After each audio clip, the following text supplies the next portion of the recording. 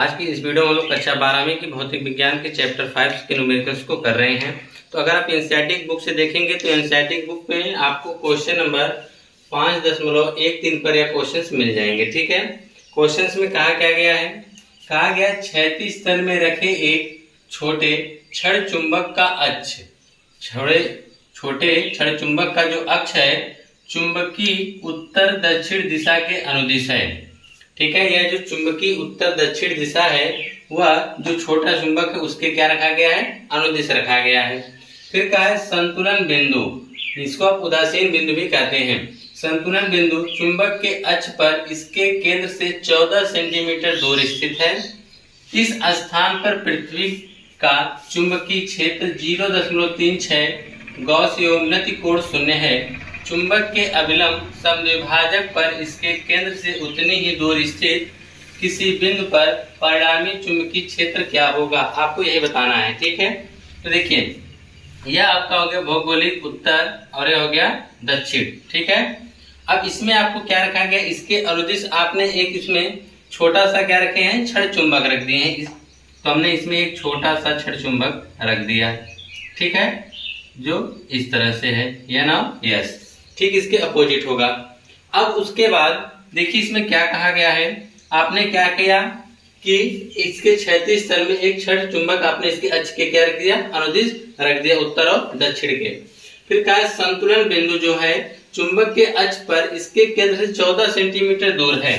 अब इसी के अक्ष पर यानी अच्छी स्थिति में ही इसके केंद्र से 14 सेंटीमीटर दूर, तो इसके केंद्र से 14 सेंटीमीटर दूर का मतलब यहाँ पे मान लीजिए, यहाँ पे आपका जो बिंदु है यह दूरी कितना हो गई, 14 सेंटीमीटर। यह आपका संतुलन बिंदु मान लीजिए, यह उदासीन बिंदु कह दीजिए। ठीक है।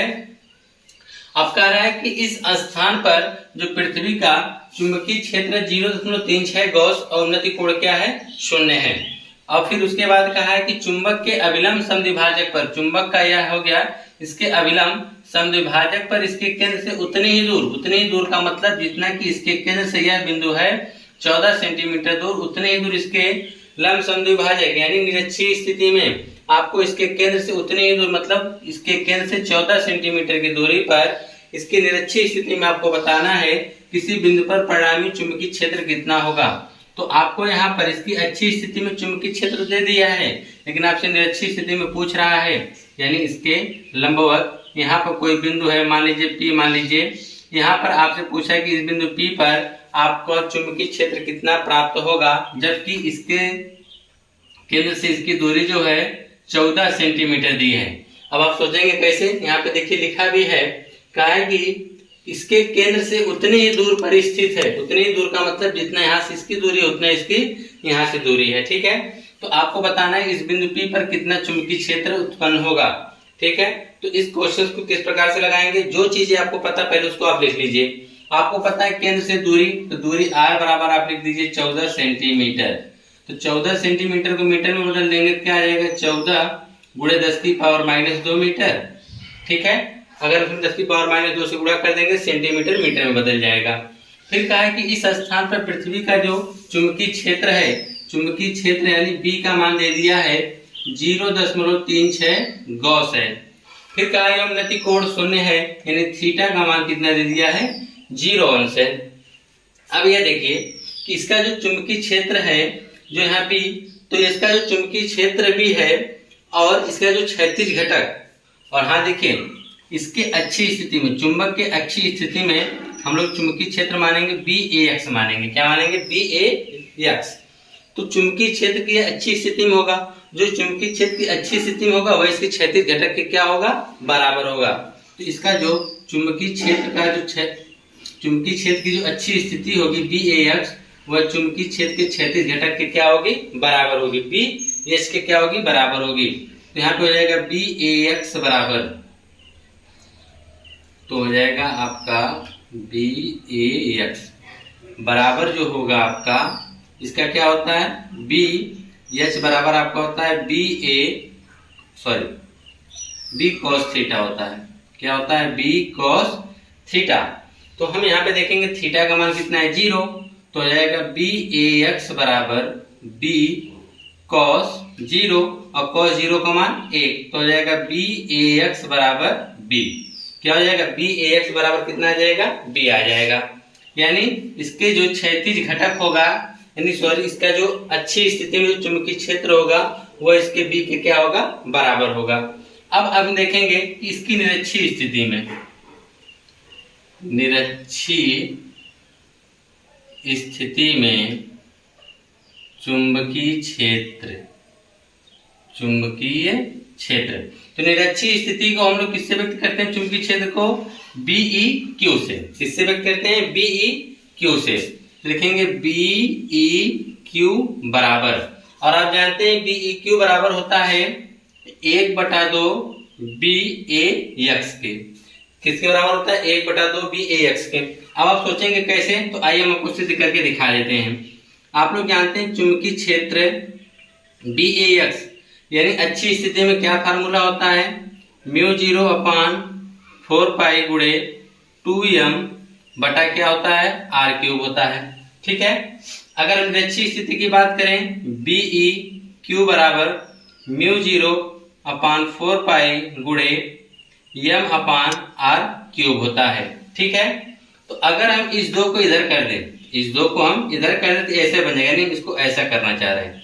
2 को हम पहले लिख दिए गुणे, बाकी सब चीजें लिख दे रहे हैं μ0/4 गुणे m/r³। देखिए हमने इस चीज को इसी तरह लिखा, बस 2 को हमने आगे कर दिया, तो यह टोटल जो चीज दिख रही है वह इसके बराबर दिख रही है। ठीक है। तो इसके स्थान पे हम रख सकते हैं ये किसके बराबर निकालने हैं? BAX बराबर 2 है। देखिए ये 2 तो है पहले से, इसके स्थान में हम क्या रख सकते हैं? BEQ। जब आप BEQ बराबर निकालेंगे तो कहाँ जाएगा? इसके बटा में आ जाएगा। तो हम कहेंगे BEQ बराबर BAX बटा में क्या आ जाएगा? 2। देखिए BEQ बराबर 1/2 BX हो जा रहा है कि नहीं? इस प्रकार से फार्मूला बना हुआ है। ठीक है। तो इसके बराबर हम यहाँ रख सकते हैं। तो अब हम देखेंगे आगे कि क्या दिया है कि BAX जो है वह B के बराबर है, तो BEQ है 1/2, यह किसके बराबर है? B के बराबर है। ठीक है। अब देखिए करना क्या है, आपको बिंदु P पर चुंबकीय क्षेत्र बताना है ना। तो देखिए एक तो होगा यह पृथ्वी का चुंबकीय क्षेत्र जो नीचे से ऊपर की तरफ जा रहा है। ठीक, तो उसका मान कितना दिया गया है? B। और यहाँ पर इस चुंबक के द्वारा यहाँ पे कितना उत्पन्न हो रहा है? 1/2 B उत्पन्न हो रहा है। निरक्षीय स्थिति में चुंबकीय क्षेत्र बिंदु P पे उत्पन्न हो रहा है 1/2 B, और इस भौगोलिक स्थिति के कारण बिंदु P पे कितना चुंबकीय क्षेत्र उत्पन्न होगा? B। कितना उत्पन्न हो रहा है? B उत्पन्न हो रहा है। यहाँ पे कितना जाएगा? B। तो हम लिखेंगे इस प्रकार, निरक्षीय स्थिति में कुल बिंदु P पर, कुल निरक्षीय स्थिति में बिंदु P पर, या ऐसे लिखे डायरेक्ट, बिंदु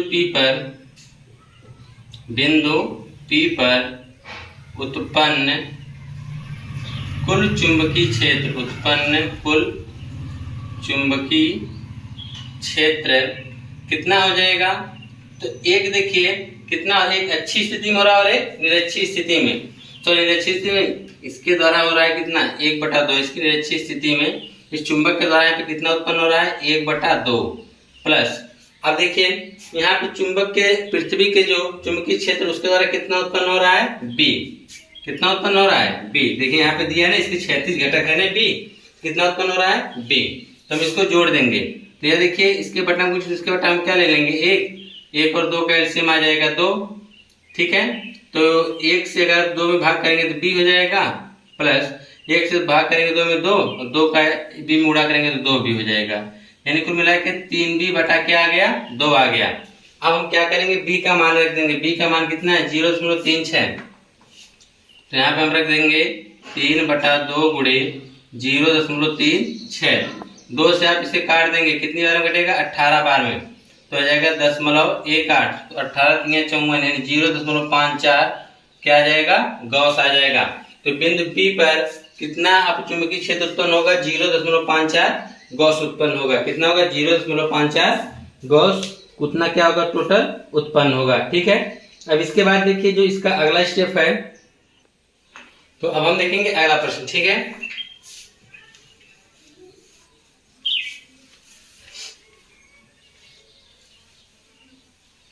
तो अगले प्रश्न में क्या कहा है आपसे, अगले प्रश्न में कहा है यदि प्रश्न 5.13 में वर्णित चुंबक को 180 अंश घुमा दिया जाए तो संतुलन बिंदुओं की नई स्थिति क्या होगी।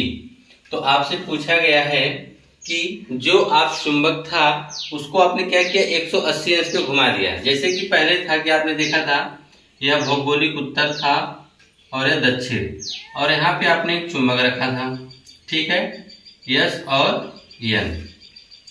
तो अब क्या हुआ था कि इस चुंबक को क्या है कि घुमा दीजिए 180 अंश, यानी नीचे का ऊपर, ऊपर का क्या हो जाएगा नीचे, कुछ इस स्थिति में, ठीक है। जब इसको इस प्रकार से घुमा देंगे तो यह ऊपर हो जाएगा और इसका आ जाएगा नीचे। जब यह इस स्थिति में था तो इसकी जो अच्छी स्थिति थी, इस अच्छी स्थिति में आपको क्या मिलता था, यहाँ पर मान लीजिए यहाँ पर आपको मिलता था उदासीन बिंदु, लेकिन जब चुंबक को आप घुमा देंगे तब वह उदासीन बिंदु अच्छी स्थिति पे ना मिलके कहाँ मिलेगा, निरक्षी स्थिति में मिलेगा। कहाँ पे मिलेगा, निरक्षी स्थिति में मिलेगा। तो आपसे यही बताना है कि जब निरक्षी स्थिति में मिलेगा तो इसके केंद्र से ये जिस बिंदु पर क्या कहते हैं उदासीन, उसकी दूरी कितनी होगी।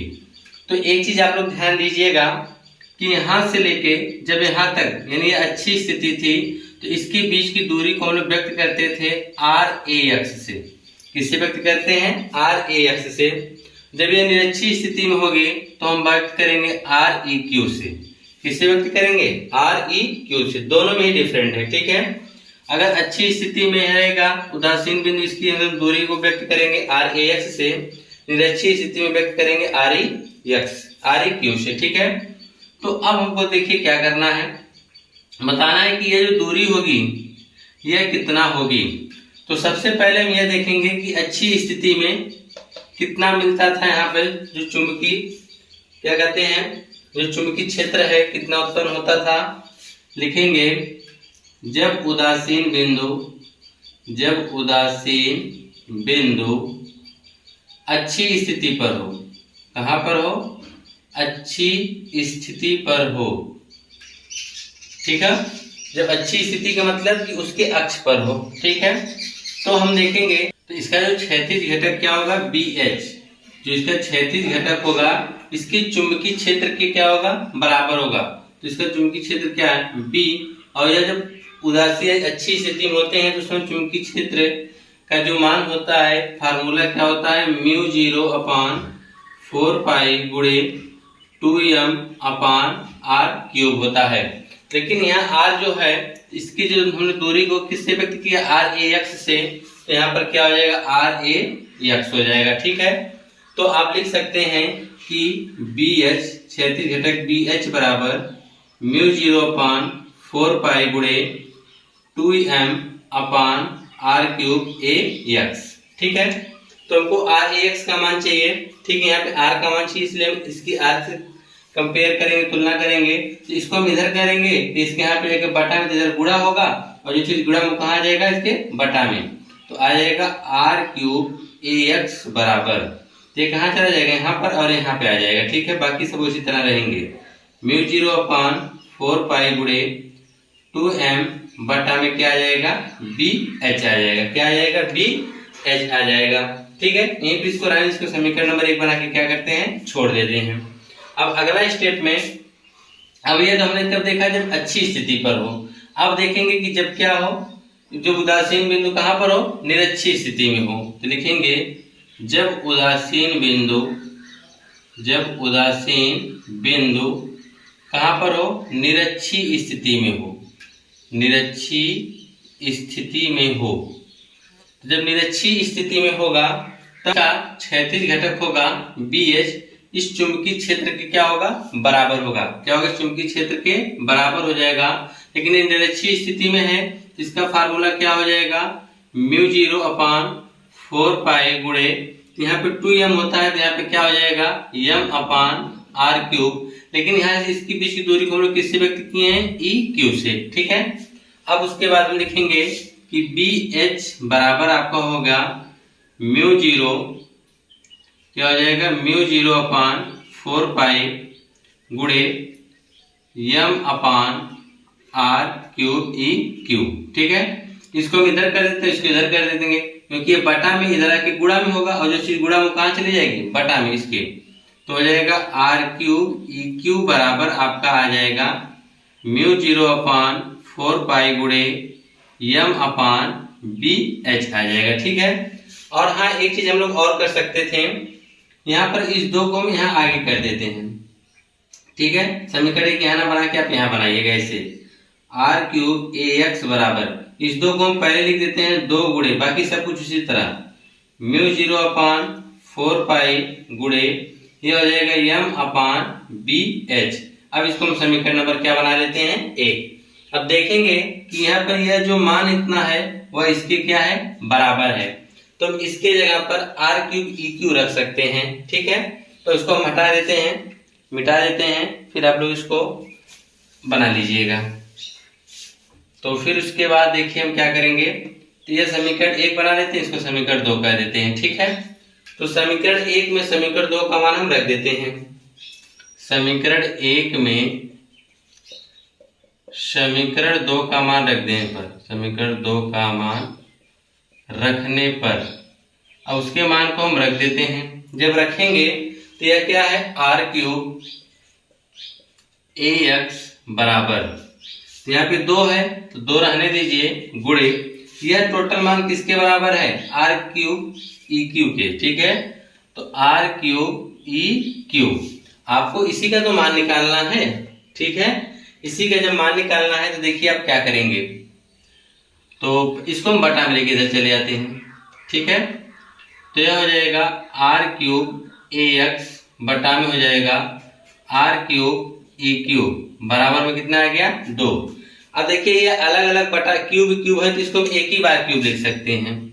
क्या लिख सकते हैं, आर अपान ए एक्स बटा आर अपान ई क्यूब पूरे का क्या लिख सकते हैं, होल क्यूब बराबर में क्या आ गया, 2। आपको किसका मान निकालना है, ए क्यू कौन है, इसको हम उल्टा कर देंगे, और यह 3 घात उधर भेजेंगे तो इसकी पावर जाएगी 1/3 हो जाएगी, और इसको हम उल्टा करेंगे तो इधर का भी मान क्या होगा, उल्टा हो जाएगा। जैसे कि यह आर बटा ए एक्स बटा आर ई क्यू है ना, तो इसको हम उल्टा करेंगे, आर ई क्यू को हम ऊपर कर रहे हैं और बटा में यह हो जाएगा आर ए एक्स। ठीक है, बराबर इसकी पावर 3 है तो रहने दीजिए, तो ये 1/2 है, तो 2 से क्या हो जाएगा 1/2। जब इसकी 3 पावर को हम इधर भेजेंगे तो इसकी जाके 1/3 पावर हो जाएगी। ठीक है, तो हमको आर ई क्यू का मान चाहिए, ए एक्स को उधर भेज देंगे, तो यह हो जाएगा आर ई क्यू बराबर, अब यह हो जाएगा आर ए एक्स गुणे 1/2 की पावर कितना हो गया, 3। आर ए एक्स का मान आपको पता है, यहाँ पे दिया होगा, आर एक्स का मान बताया था ना 14 सेंटीमीटर दूर है, तो 14 सेंटीमीटर को हम लोग कैसे प्रकार से व्यक्त किए थे, आप लोग ध्यान दिए होंगे, लिखा गया था आर बराबर 14 गुणे 10 की पावर -2, ये लिखा गया था। 10 की पावर -2 का मतलब कि 14 में आपने 100 की भाग किया, 14 में आपने 100 की क्या किया, भाग किया। 2 अंक 0 है तो 2 अंक बाद दशमलव इधर लग जाएगा, यानी 0.14 हो जाएगा। कितना हो जाएगा, 0.14। तो यहाँ पे आर ए एक्स का मान आप कितना रखेंगे, 0.14 डायरेक्ट रखने जा रहे हैं, तो आर ए क्यू बराबर हो जाएगा 0.14 गुणे, अब 1/2 की पावर यहाँ पर 1/3 रहेगा, क्यूब नहीं रहेगा, क्या रहेगा 1/3।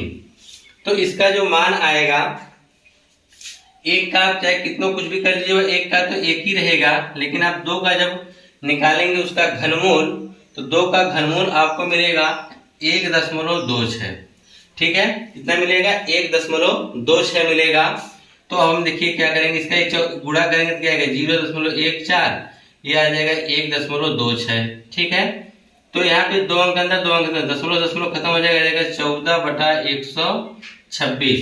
तो 126 से आपको भाग करना पड़ेगा 14 में, तो यहाँ पे हम भाग कर देते हैं 126 से, किसमें 14 में, दशमलव लगा 0, तो 14 126, यहाँ जाएगा 4, यहाँ फिर आएगा 1, दशमलव 0 बढ़ाइए 1, बार बार वही आएगा, यानी आप लिख सकते हैं आर ई क्यू बराबर 0.1, और यहाँ पे हम लोग का किस में निकल कर आ रहा है, मीटर। तो आर क्यू बराबर क्या है, 0.11। चाहे तो इसे आप कितनों भी बार लेके जाएंगे, अगर वो एक बार और लेके जाना चाहेंगे तो बार बार 126 140 ऐसे बचता है कि 1 कई बार आता जाएगा। ठीक है, या तो आप यहीं पे छोड़ दीजिए। अगर इसे आप सेंटीमीटर में बदलेंगे तो आ जाएगा 11.11 सेंटीमीटर। ठीक है, क्या आ जाएगा 11.11 सेंटीमीटर आएगा। ठीक है, इस प्रकार से आपका यह क्वेश्चन थे 5.13 और 5.14। एक क्वेश्चन और बचे हैं जिसको हम आपको